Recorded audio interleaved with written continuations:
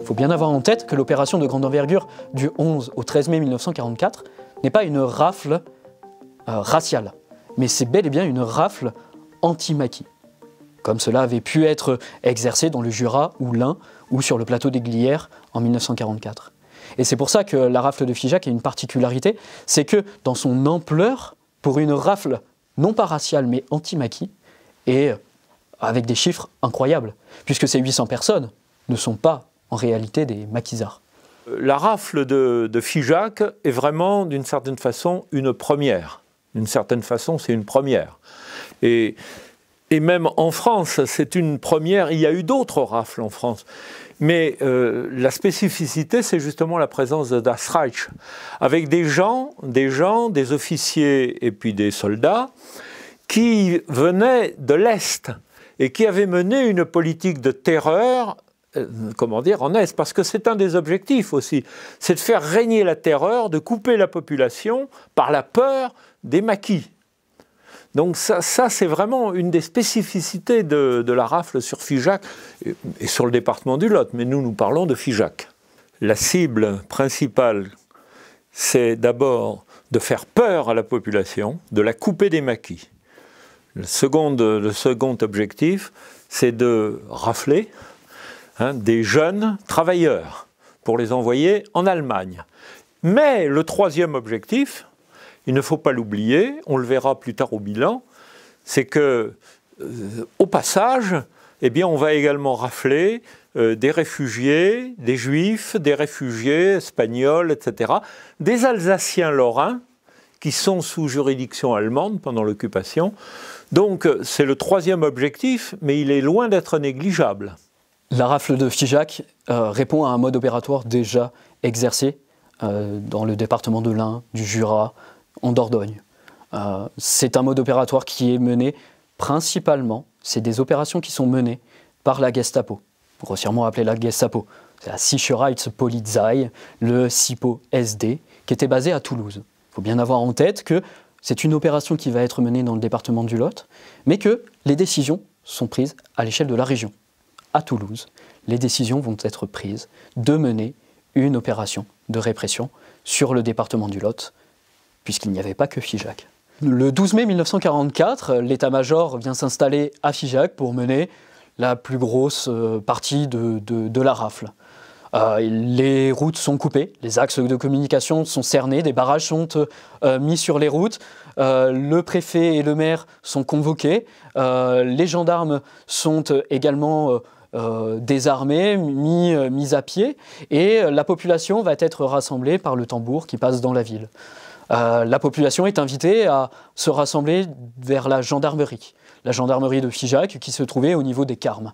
C'est le premier temps de rassemblement. Lors de ce premier temps de rassemblement, un premier contrôle d'identité est effectué. Les papiers de chaque personne sont contrôlés pour savoir également s'il y avait des étrangers dans la ville de Figeac. La Gestapo va repérer tous ceux qui ne sont pas sur leur papier domiciliés à Figeac.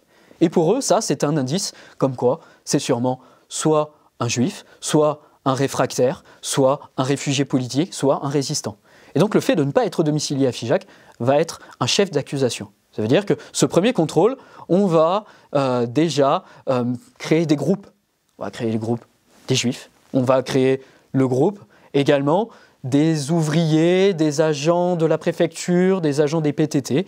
On va comme ça créer des sous-groupes lors de ce premier contrôle.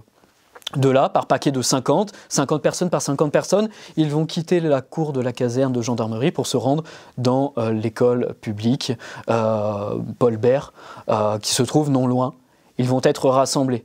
Un second contrôle a lieu, et de là, certaines personnes vont être libérées, parce qu'elles avaient un rôle essentiel, notamment les ouvriers de Ratier, dans la grande majorité, ou du moins une partie des ouvriers de Ratier vont être libérés parce que l'usine Ratier a un rôle fondamental dans la poursuite de la guerre, puisqu'il fabriquait des hélices pour la Luftwaffe. D'autres vont être repérés également par les agents français qui, il ne faut pas l'oublier, sont pendant toute l'opération aux côtés de la Gestapo nazie et du régiment der Führer, Waffen-SS. C'est-à-dire que au quotidien, malgré les rapports qu'ils avaient pu faire en amont, ces agents français vont guider en leur disant « il faut que tu passes ici » ou « c'est dans ce lieu-dit même où il y a une cache d'armes ». C'est notamment le cas à Malbouissou, sur la commune de Saint-Hilaire-Bessonny, qui était un lieu repéré qui sera complètement incendié.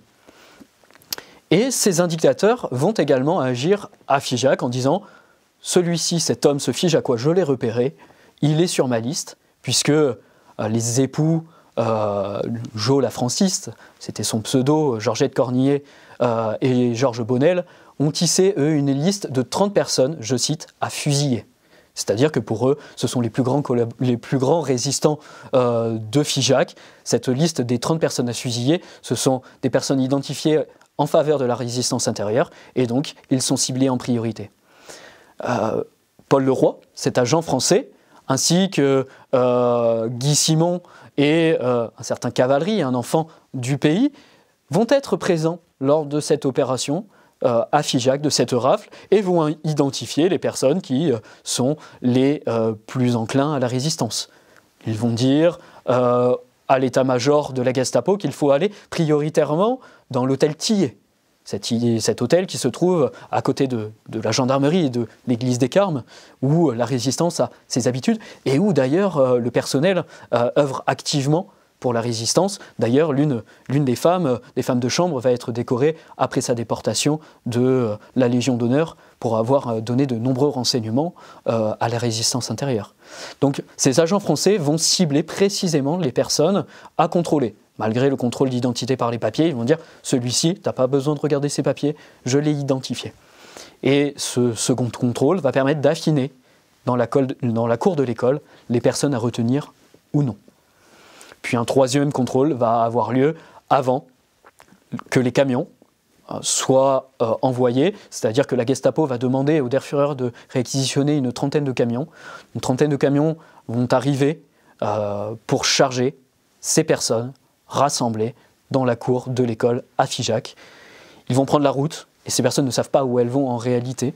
Ils vont prendre la route direction Cahors, ils s'arrêtent sur la place à Cahors et puis reprennent leur route direction Montauban, où ils rejoignent les raflés du Ségala. Et près de 300 personnes sont rassemblées déjà dans le manège à Montauban. Les déportés figeacois vont être internés dans ce manège. Près de 800 personnes vont se retrouver parquées dans cette caserne, dans ce lieu reclus. Ils sont couchés dans la suie, il fait très chaud. Ils n'ont qu'un seul robinet d'eau pour 800 personnes pour pouvoir boire correctement. Ils n'ont quasiment pas d'alimentation. Et ils vont rester là plusieurs jours pour de nouveaux contrôles d'identité, mais aussi pour répondre aux questions de la Gestapo et notamment répondre à des questions sous la torture. Le nombre de Figeacois capturés à partir du 12 mai 1944 est assez compliqué à déterminer, puisque certains vont être libérés à Montauban, d'autres vont s'échapper lors des convois, lors de leur déportation. C'est-à-dire qu'à Figeac, actuellement, on en recense 96 personnes décédées à partir de la rafle à Figeac. En tout, ce sont 145 personnes qui vont décéder en déportation sur l'ensemble de la rafle. Il faut bien imaginer que c'est un choc.